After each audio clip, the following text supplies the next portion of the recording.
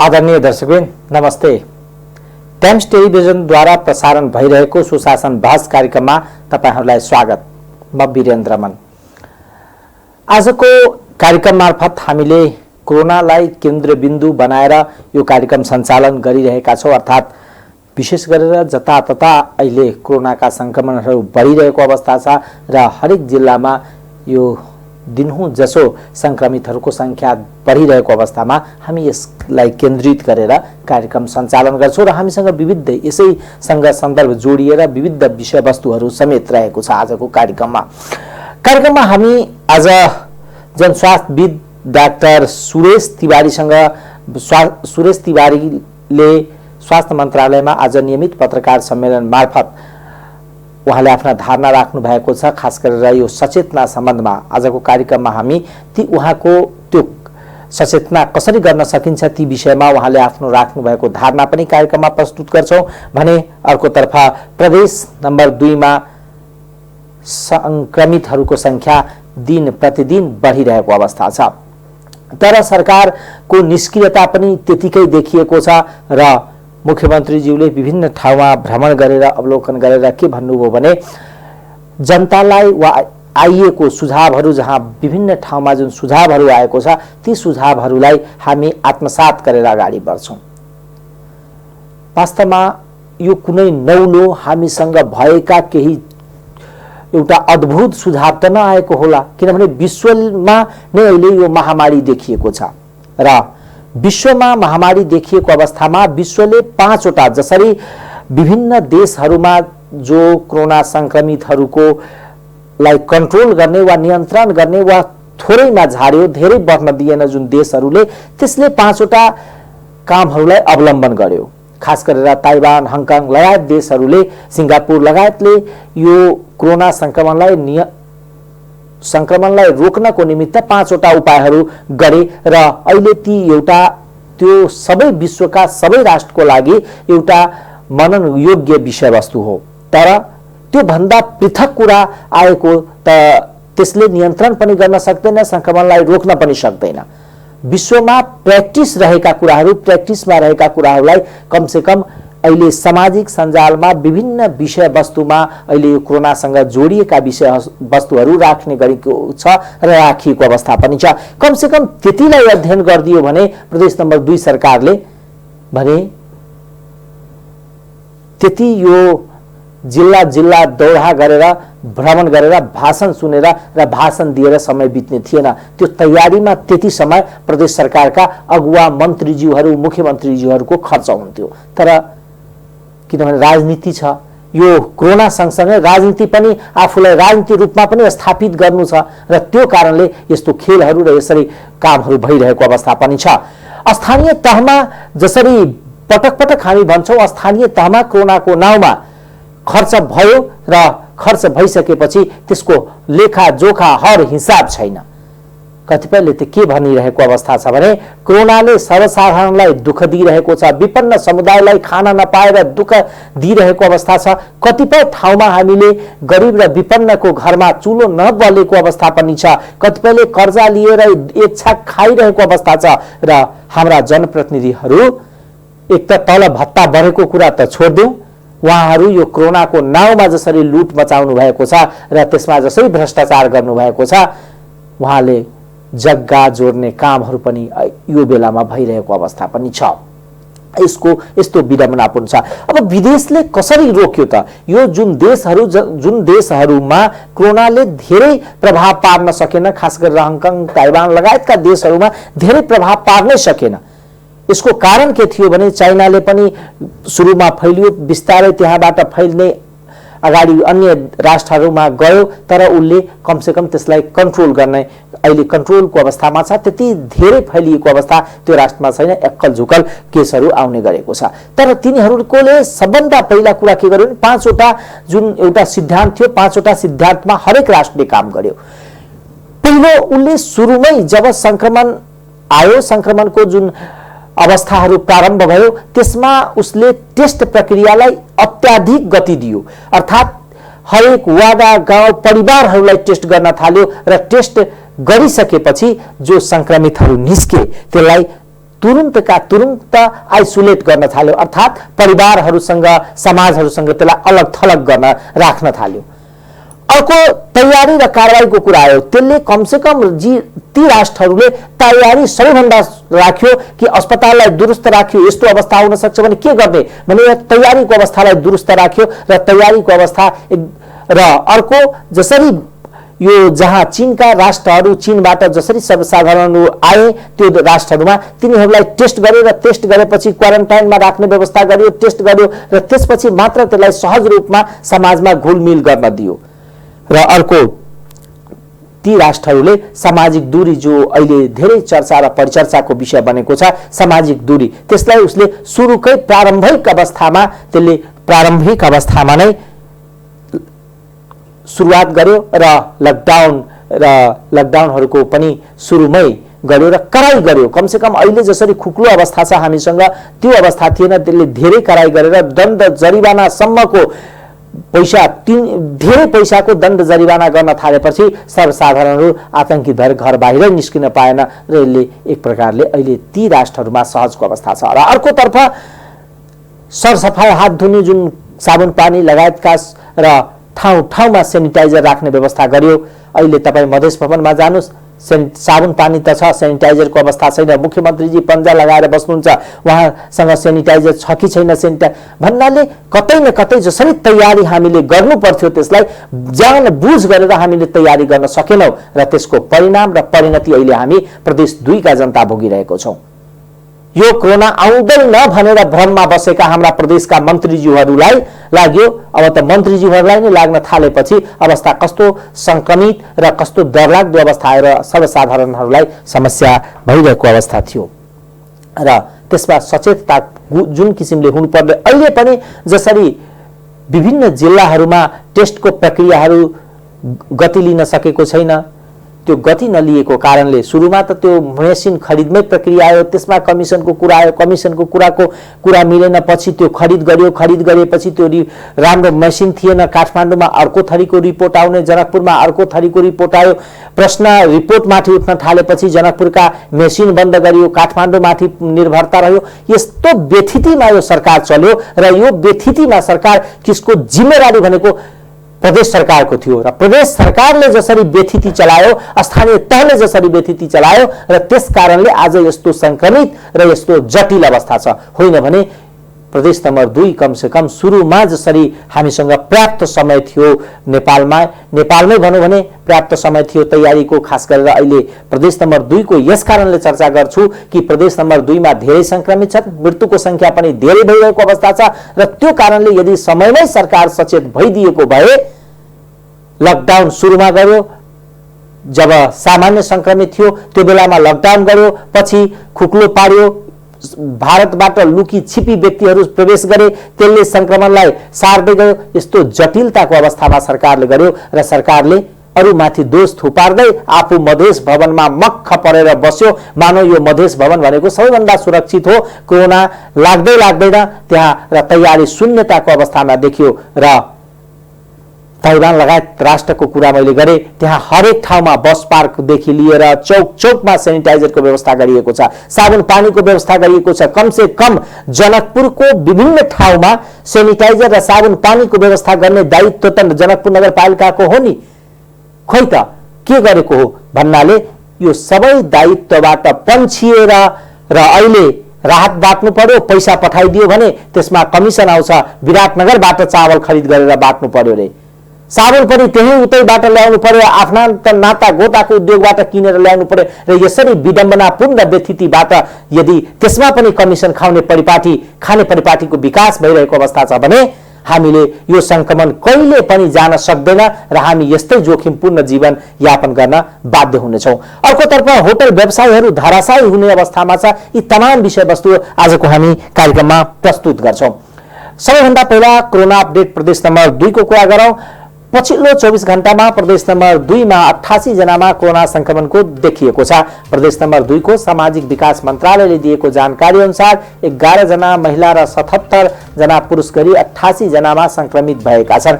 संक्रमित हुने धनुषामा 6 जना महिला र 23 जना पुरुष गरी 29 जना, महोत्तरीमा 2 जना महिला र 9 जना पुरुष गरी 11 जना, सिरहामा 1 जना पुरुष, बारामा 8 जना पुरुष, पर्सामा 3 जना महिला र 15 जना गरी 18 जना र सर्लाहीमा 16, सप्तरीमा 1 जना र रौतहटमा 3 जना संक्रमित भएका छन्। संक्रमित मध्ये 15 जना प्रदेशको विभिन्न अस्पतालमा कार्यरत स्वास्थ्यकर्मी रहेको प्रदेश 2 का सामाजिक निर्देशनालयका वरिष्ठ जनस्वास्थ्य प्रशासक विजय कुमार झाले जानकारी दिनुभयो। अहिले कोरोना संक्रमणका कारण प्रदेश 2 मा 94 जनाको मृत्यु भइसकेको छ। मृत्यु हुनेमा 78 जना पुरुष र 16 जना महिला रहेको जनाइएको छ। यस्तो अवस्था छ प्रदेश नम्बर 2 को। र अर्कोतर्फ कोरोना संक्रमणको संख्या दिन प्रतिदिन बढिरहेको छ, तर सर्वसाधारणहरूले हेल्थ चेकराई पनि उत्तिकै गरिरहेको अवस्था छ। विशेष गरेर स्वास्थ्य लगायतका सचेतनामूलक कार्यक्रम गर्ने भने सर्वसाधारणहरूको चासो देखिएको छैन। बिना मास्क लगाएर हिँड्ने कारणले गर्दा समेत समस्या देखिएको छ भने जोखिम प्रदेश 2 मा बढ्न थालेको छ। र अहिले जसरी तयारीका अवस्थाको कुरा गर्ने हो भने तयारीको अवस्था छैन र अहिले विभिन्न संघ संगठनहरूले क्विक रिस्पोन्स टिम भनेर गठन गरिरहेका छन्। तपाईलाई चिकित्सकसँग परामर्श लिनु छ भने यति नम्बरमा फोन गर्नुस्, हामीले यो गर्यौं त्यो गर्यौं। त्यो भन्दा पनि कम से कम हामीले चौक चौकमा सेनिटाइजरको व्यवस्था, यदि यहाँका क्लबहरू जसले विगतमा लाखौं करोडौं रुपैयाँ खर्च गरेर यहाँ उत्सव र पर्वहरू मनाउँथ्यो, दशैं तिहारहरू मनाउँथ्यो र त्यो दशैं तिहारको खर्च कटौती गरेर कम से कम चौक चौकमा एउटा ड्राममा पानी, साबुन पानी राखिदिएको भए, कम से कम सेनिटाइजर राखिदिएको भए यो सर्वसाधारणलाई राहत हुन्थ्यो, गरीब विपन्नलाई राहत हुन्थ्यो। गाउँ गाउँमा गएर हामीले कम से कम हात धुने सचेतनामूलक ती संस्थाहरू, युवा क्लबहरूले स्वयंसेवकको रूपमा आफूलाई त्यहाँ कार्यरत भइदिएको भए समाजलाई उपकार हुने गरी काम हुन्थ्यो। तर त्यो हुँदैन, किनभने यहाँ करिब करिब जनकपुरमा भन्ने हो भने 100 युवा क्लबहरू सक्रिय छन्। खै यिनीहरूको एक्टिभिटी अहिले कतै देखिएर छैन। दशैं आउँदैछ, दशैंमा यदि लकडाउन हटाइयो र पूजापाठ गर्ने सहज वातावरण बनाइदियो भने यहाँ लाखौं रुपैयाँ खर्च गरेर तामझामका साथ पूजापाठ हुन्छ। कम से कम यदि त्यो सहज भइदिए तब न गर्ने हो। सहज अवस्था हुँदैन भने के गर्ने त? त्यसको लागि सहज अवस्था बनाउनको निमित्त पनि कम से कम यो सामान्य जुन तयारी अन्य राष्ट्रहरूमा गर्यो र गरेर आज जोखिमलाई कम गर्यो, त्यति तयारी यहाँका युवा क्लब, स्थानीय तहले गरिदिएको भए कम से कम 50 लाख जनकपुर नगरपालिकाले वैशाख महिनासम्म कोरोनामा खर्च गरेको अवस्था छ। यदि 10 लाखको साबुन र सेनिटाइजर चोक चोकमा व्यवस्था गरिदियो भने झन राम्रो हुन्थ्यो र यस्तो जोखिम बढ्ने अवस्था थिएन। त्यसका लागि सरकारको जिम्मेवारीता, सरकारको दायित्व हुन्थ्यो र त्यो दायित्वबाट पन्छिने अवस्था रहेको छ। आजको जनस्वास्थ्यविद डाक्टर सुरेश तिवारीले स्वास्थ्य मन्त्रालयमा राख्नु भएको आफ्नो धारणा सुनाउँछु र उहाँले पनि कम से कम यी कुराहरूमा बढी जोड दिनु भएको छ। उहाँको धारणा सुनौ र त्यसपछि अन्य विषयवस्तुहरूलाई पनि समेटेर कार्यक्रममा प्रस्तुत गर्नेछौँ। आउनेहरूको आयातितहरूको संख्या धेरै थियो। अब लगभग सम्पूर्ण संख्या 96% भन्दा बढी काठमाडौँ उपत्यका लगायत अघि डाक्टर साहबले भनेका 500 भन्दा बढी संक्रमित रहेको जिल्लाको हेर्ने हो भने लगभग 96% संख्या नै स्थानीय केसहरू भएको देखिएको छ र अनि मृत्यु हुने क्रम पनि बिस्तारै बिस्तारै वृद्धहरूकोतिर गइरहेको देखिन्छ। साथसाथै पछिल्लो समयमा हामीले तथ्याङ्कको विश्लेषण गर्दाखेरि यो चाहिँ पोजिटिभिटी रेसियो भन्छौँ, हामीले परीक्षण गरेका केसहरू को तुलनामा पोजिटिभ आउनेको कति शत प्रतिशत भन्दा यो अलिकति हिजोको भन्दा बढ्दै 8-9 को हाराहारीमा पुगेको देखिन्छ।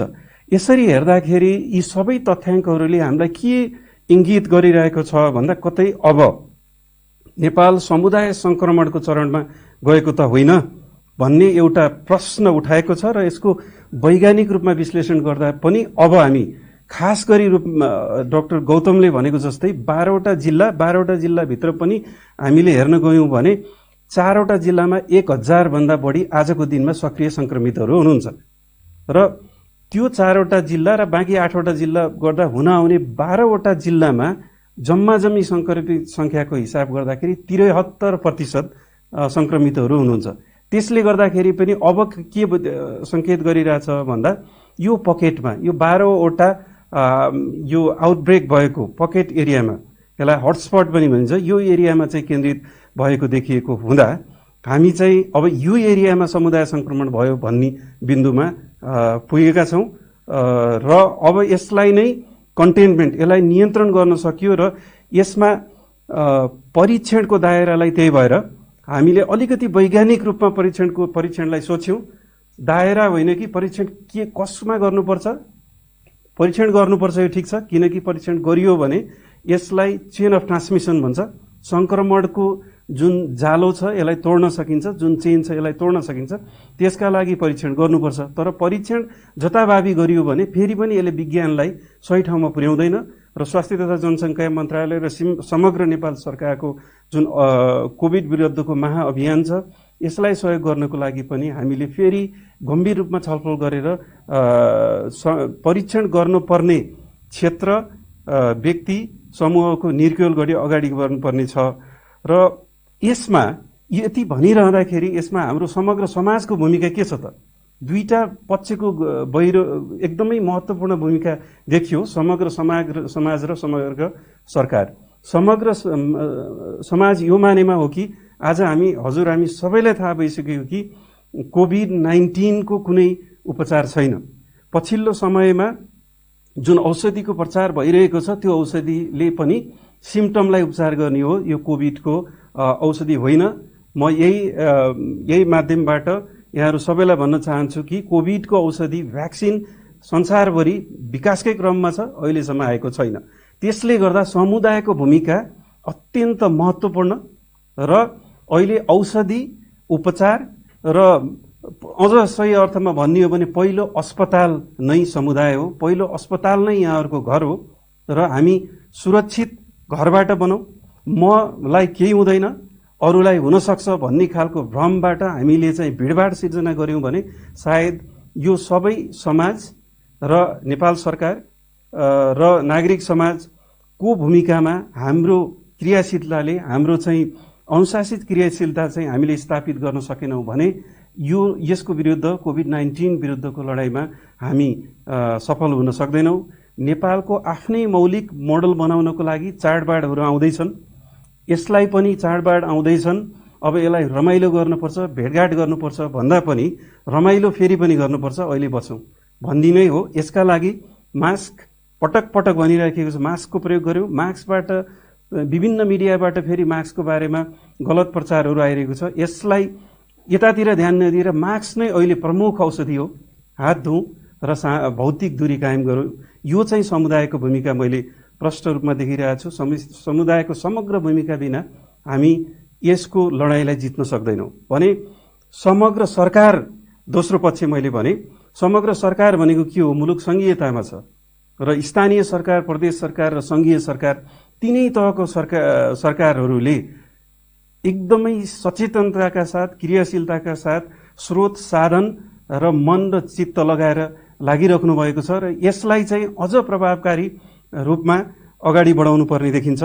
र यसलाई अगाडि बढाउनको लागि हामीले संक्रमण दरलाई नजिकसम्म निहाल्ने र यदि संक्रमण दर कुनै जिल्लामा 200 भन्दा बढी भएको खण्डमा लकडाउन गर्ने, बन्दाबन्दी गर्ने, 500 भन्दा बढी भएको खण्डमा, किनकि यो मैले किन भनिरहेको छु भन्दा हाम्रो जिल्लाहरूमा स्वास्थ्य सेवा प्रणाली, स्वास्थ्य कर्मी र सप्लाईहरूको, औषधिहरूको व्यवस्था गर्न कठिन हुने भएको हुँदा 500 भन्दा बढी केस भएमा बरु हामीले यो चाहिँ कर्फ्यू आदेश अहिले जुन जारी भएको छ काठमाडौँ उपत्यका लगायतका विभिन्न ठाउँमा यो गर्न सकिन्छ र कम संक्रमित भएका ठाउँहरू र अघि डाक्टर गौतमले भनेका जस्तै 5वटा जिल्लाहरूमा कुनै संक्रमणै नभएका जिल्लाहरूमा चाहिँ जनस्वास्थ्यका मापदण्डहरू पूरा गर्दै, पूर्ण रूपमा पालना गर्दै हामीले चाहिँ हाम्रा आर्थिक गतिविधिहरू, सामाजिक गतिविधिहरू र व्यावसायिक गतिविधिहरूलाई बिस्तारै सुरु गर्दाखेरि उपयुक्त हुने देखिन्छ।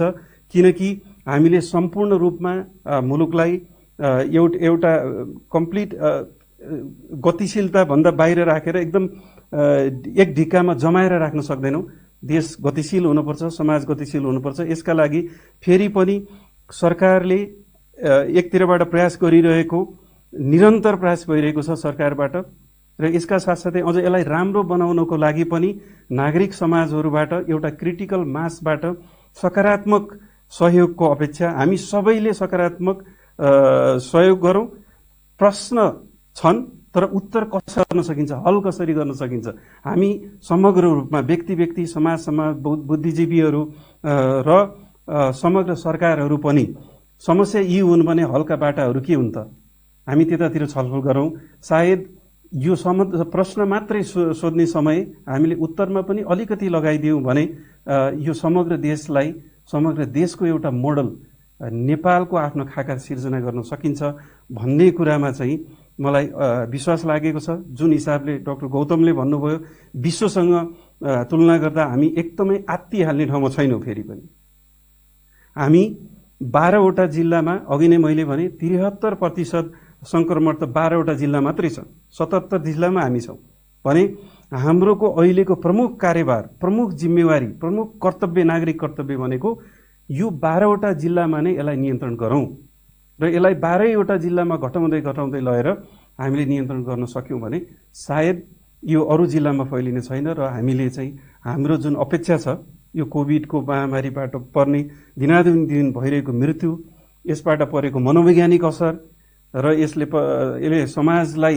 जुन चाहिँ एउटा सामाजिक एवं मनोवैज्ञानिक हिसाबले त्रसित गरिरहेको छ, यो त्रसित नभइकन यसको विरुद्ध लड्न सकिन्छ। यसको विरुद्ध मेरो भूमिका पनि महत्त्वपूर्ण छ।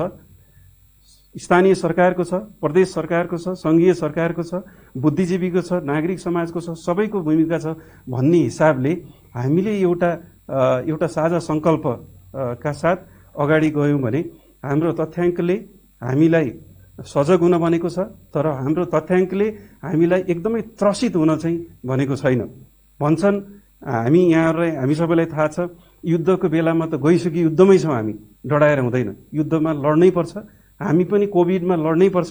लड्ने भनेको सचेत भएर हो, जनस्वास्थ्यका मापदण्ड पूर्ण रूपमा पालना गरेर हो। यो मापदण्ड जनतादेखि लिएर आएर सबै पेसागत समूहहरू, हामी स्वास्थ्य कर्मीहरू, र मैले सम्झन पनि मन लाग्यो, विभिन्न मिडियाहरूमा एकजना स्वास्थ्य कर्मीको मृत्युको कुरा पनि आइरहेको छ र यो दुःखद हो।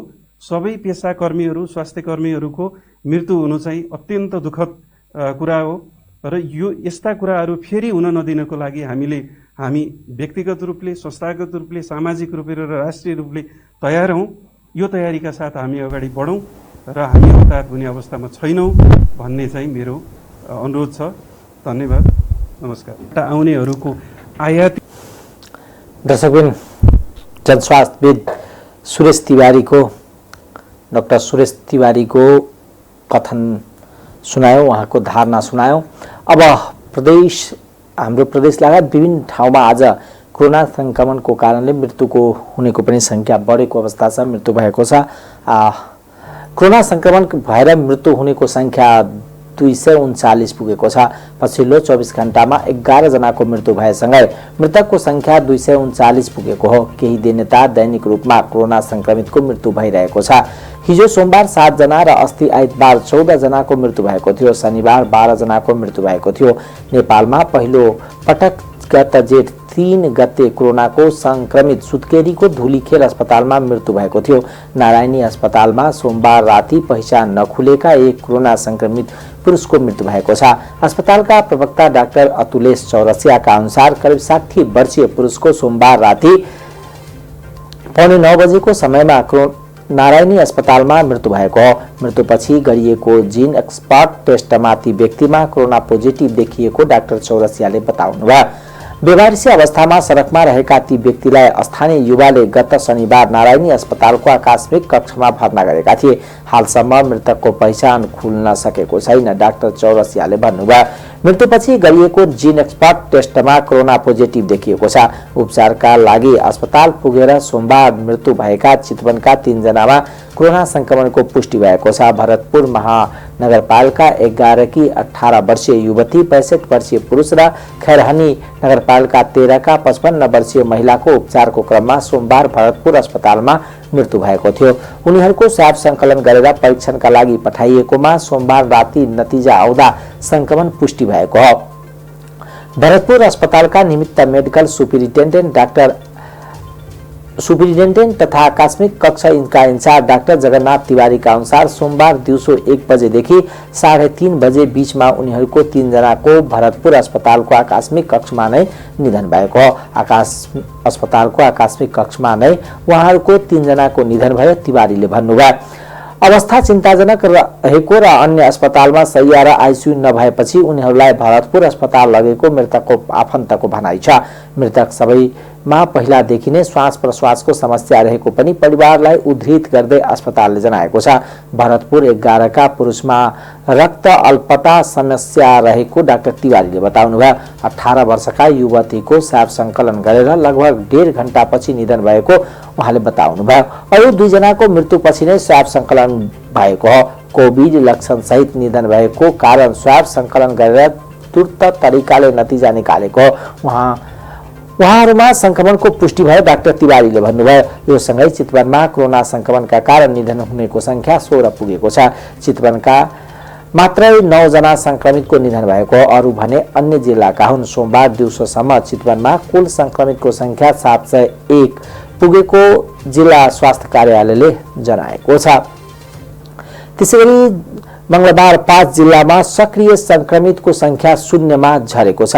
अर्थात् 5 जिल्लामा संक्रमित नभेटिएपछि एउटा खुसीको अवस्था छ।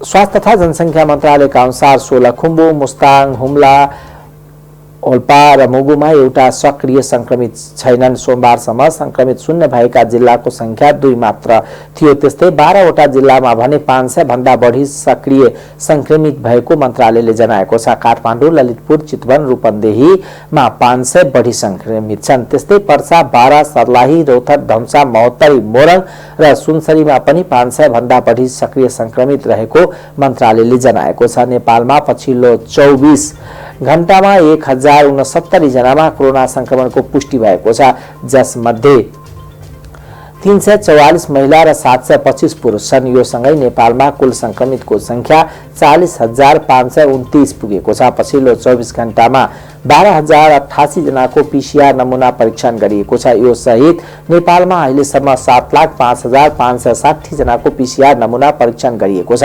हाल देशका विभिन्न स्थानमा रहेको क्वारेन्टाइनमा 7,390 जना बसिरहेका छन्। पछिल्लो 24 घण्टामा नेपालमा 768 जना कोरोना संक्रमण मुक्त भएर डिस्चार्ज भएका छन्। यो सहित डिस्चार्ज हुनेको संख्या 22,178 पुगेको छ। नेपालमा कोरोना संक्रमण पछि निको हुनेको संख्या 55% छ।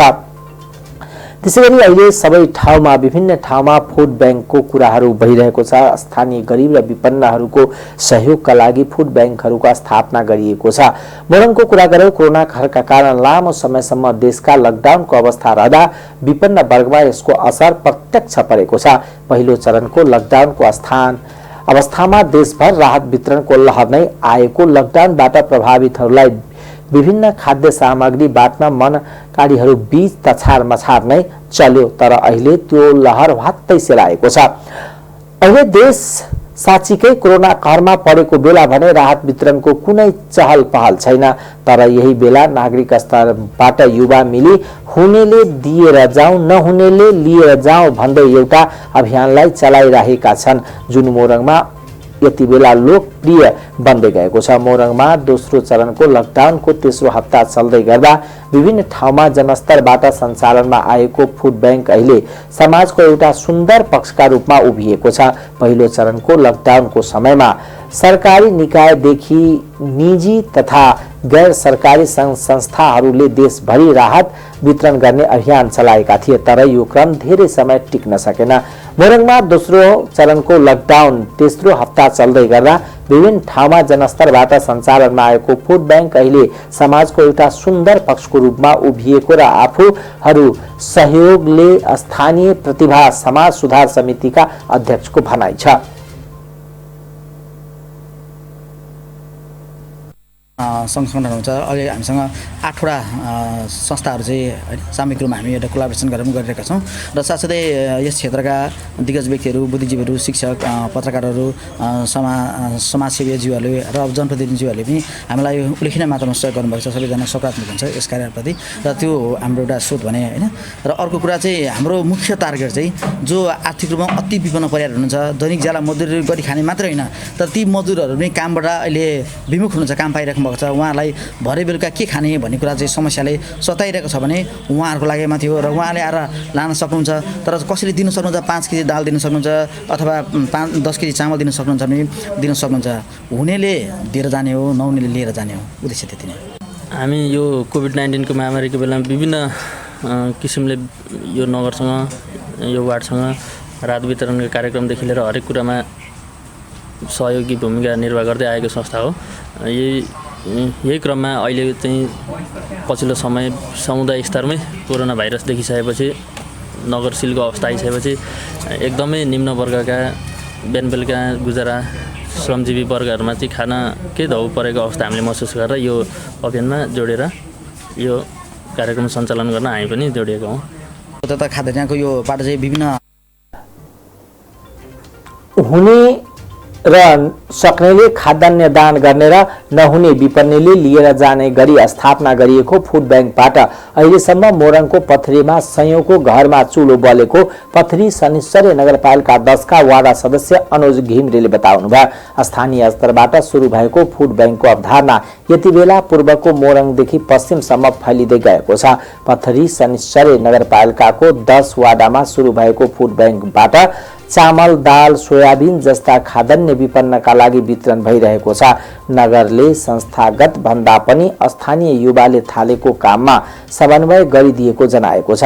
महामारीको समयमा नागरिक स्तरबाट यसको भएको यस किसिमको सहयोगको भावनाले समाजमा मानवीय भावना थप मजबुत बनेको समाजका अगुवाहरूको बुझाइ छ। तरङ्गित भइरहेको कोभिडको महामारीको बेलामा यसले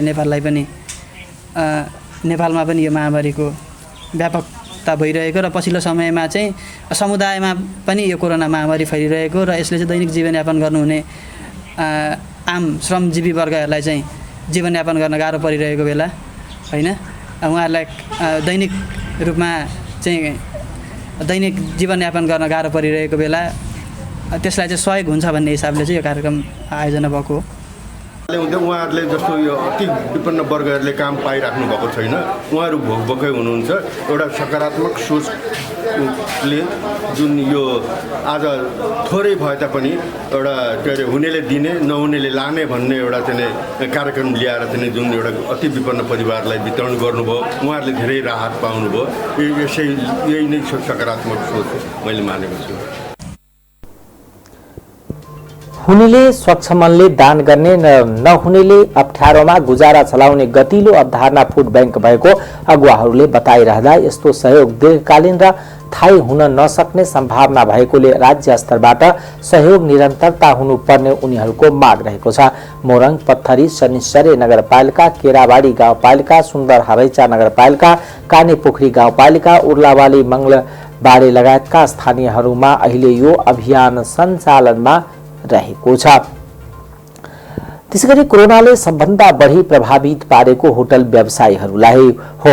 कोरोना संक्रमणको कारणले अहिले सबै क्षेत्र धराशायी बनेको छ। विशेष गरेर होटल र पर्यटक क्षेत्र धराशायी बनेको छ। पर्यटकहरू नआउँदा अहिले नेपालको पर्यटकीय स्थलहरू सुनसान बनेको छ। यस सम्बन्धमा तयार पारिएको एउटा रिपोर्ट प्रस्तुत गर्न चाहन्छु। हेर्नुस् यो रिपोर्ट। पूर्वको प्रमुख पर्यटकीय क्षेत्र भेडेटार करिब 4 महिना यता सुनसान छ। आन्तरिक तथा बाह्य पर्यटकको आगमन ठप्प भएसँगै भेडेटारमा होटल व्यवसाय सङ्कटमा परेको छ। 4 महिनासम्म ठप्प रहेको होटल व्यवसाय सङ्कटमा परेपछि व्यवसायीले मापदण्ड पुरा गरेर व्यवसाय सञ्चालन गर्न पाउनुपर्ने माग गरेका छन्। व्यवसायहरू चाहिँ हामी अहिले चाहिँ यत्रो चाहिँ बन्द हुँदाखेरि अब घरवालाले घर भाडा मागिरहेछ, घर भाडा छुट दिने कुरा छैन। त्यस्तै अब ब्याङ्कबाट चाहिँ लोन लिएर घर यहाँ चाहिँ यत्रो व्यवसायहरूमा चाहिँ लगानी गर्नुभएको छ। भेडेटारमा सबैभन्दा बढी भारतीय पर्यटकसहित आन्तरिक पर्यटक आउने गर्छन्। भेडेटारसहित नाम्जे, थुम्की लगायत क्षेत्रमा साना ठुला गरी 150 भन्दा बढी होटलहरू सञ्चालनमा छन्। सबै होटलमा करिब 700 मजदुर कार्यरत रहेका छन्। हामी अब यो कोभिड-19 यो चाहिँ सँग चाहिँ हामी डराएर होइन, हामी यससँग जुधेर अगाडि बढ्नको लागि चाहिँ स्थानीय सरकार र प्रदेश सरकार र केन्द्रीय सरकारले चाहिँ पर्यटन व्यवसायमा चाहिँ एउटा नीति नियम ल्याउनु जरुरी छ। यता सरकारले व्यवसाय सञ्चालनको वातावरण सहज बनाउन लकडाउनको अन्त्य गरिसकेको छ, तर साँगुरीगढी गाउँपालिकाले भने भेडेटार कोशी पहाडको प्रवेशद्वार भएकाले वातावरण सहज हुन नसकेको बताउँदै आएको छ। भेडेटारको चेक पोइन्ट यो पूर्वी पहाडी जिल्ला 5 वटाको एउटा नाका भएको हुनाले केही समय यो रहन सक्छ, तर कम हुँदै जान्छ। योभन्दा टाइट हुँदैन, योभन्दा साह्रो गाह्रो हुँदैन। भेडेटारका होटलमा जग्गा बाहेक संरचनामा मात्र 1 अर्ब भन्दा बढी लगानी छ। होटल सञ्चालन हुन नसक्दा त्यो लगानी जोखिममा पर्नुका साथै मजदुरले रोजीरोटीबाट हात धुनुपर्ने अवस्था आएको छ। विश्वव्यापी दर्शकगण, होटल व्यवसायहरू विशेष गरेर र पर्यटकीय स्थलहरू जसरी सुनसान भइरहेको अवस्था छ त्यसले अर्थतन्त्रलाई प्रभाव पारिरहेको अवस्था छ र अर्कोतर्फ सरकारले जसरी होटल व्यवसायहरू र पर्यटन व्यवसायहरूलाई विषयमा सोच्नुपर्ने अवस्था पनि छ। अर्कोतर्फ यससँग धेरै व्यापारहरू गाँसिएको थियो, यसबाट धेरै व्यक्तिहरूको आर्थिक स्थिति र आर्थिक कारोबार समेत गाँसिएको अवस्थामा थियो। तर आज कोरोनाले ती सबै क्षेत्रलाई धराशायी बनाइदिएको अवस्था छ र विभिन्न ठाउँमा निषेधाज्ञा र लकडाउनले समेत ती समस्याहरू सृजना भएको छ। आजको कार्यक्रममा हामीले विविध विषयमा यो कोरोनासँग जोडिएर विविध विषयमा चर्चा, परिचर्चा, छलफल, संवाद गर्यौं। कार्यक्रम कस्तो लाग्यो हेरेर प्रतिक्रिया दिनुहोला। भोलि अर्को विषय लिएर तपाईहरु समक्ष फेरि उपस्थित हुनेछौं। नमस्कार।